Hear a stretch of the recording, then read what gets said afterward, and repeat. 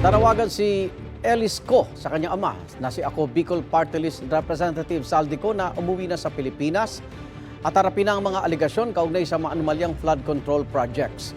Sa isang Instagram post, sinabi ng anak ni Co na kinukonde niya ang lahat ng uri ng katiwalian.